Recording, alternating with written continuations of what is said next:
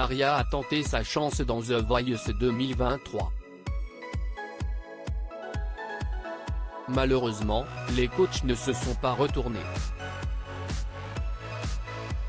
Toutefois, elle a profité d'un échange avec Big Flo et Oli pour leur révéler qu'elle avait été repérée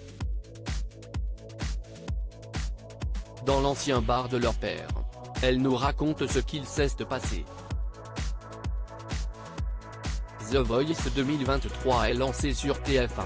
Ce samedi 25 février, des talents venus des quatre coins de la France, mais aussi de l'étranger, ont tenté leur chance dans le télécrochet qui a permis à Amir, Slimane, Kenji Girac et Louane de se faire connaître.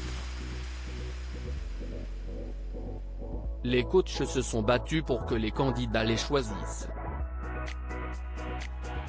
Mais malheureusement, il n'y a pas de place pour tout le monde dans cette saison 12. Maria, une jeune femme de 26 ans, a délaissé Toulouse pour essayer d'intégrer The Voice.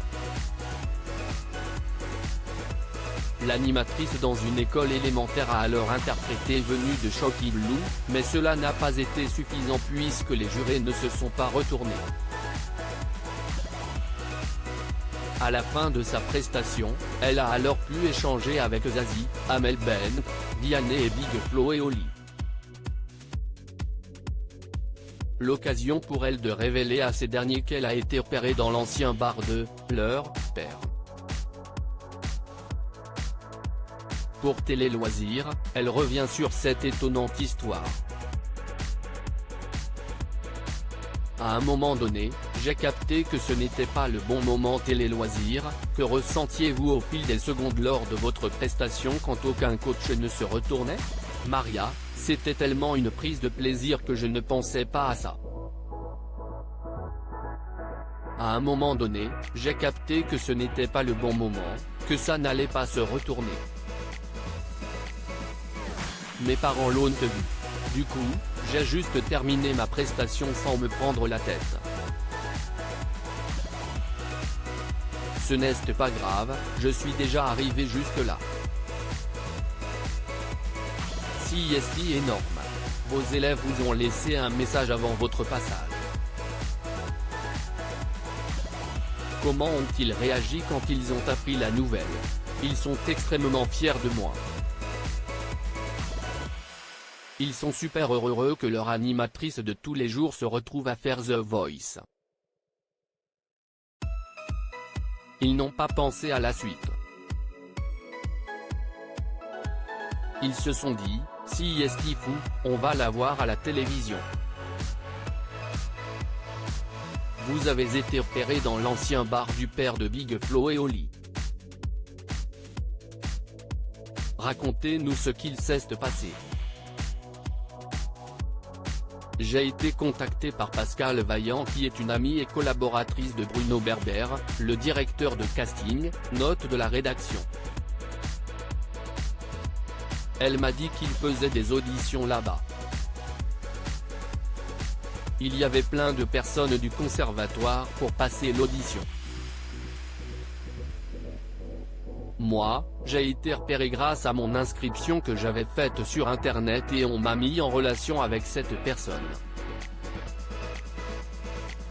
Je suis venu passer l'audition devant Bruno Berber.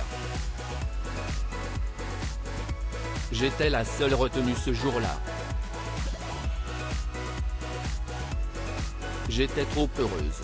Si est-ce incroyable que des auditions soient organisées dans l'ancien bar du père de deux coachs. Je trouvais ça top. Avant que Bruno ne me le dise, je ne le savais pas.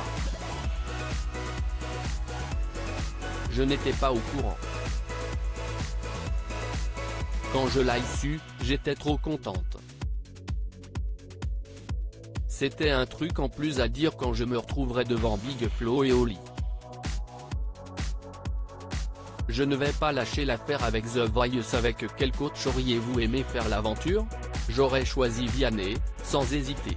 J'ai mis beaucoup sa personnalité, si est quelqu'un qui a l'air juste, droit et très honnête. J'ai cette sensibilité avec le personnage. Sinon, j'aurais pris Big Flo et Oli. CIST Toulouse. CIST chez moi. Je les aime beaucoup mais musicalement je me voyais plus aller vers Vianney. Est-ce que vous aimeriez participer à d'autres émissions de télé comme la Star Academy? La Star Academy, j'aurais bien aimé jusqu'à ce que je vois comment ça a été tourné.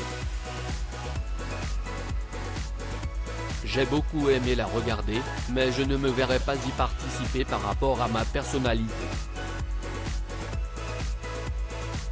Par contre, je ne vais pas lâcher l'affaire avec The Voice.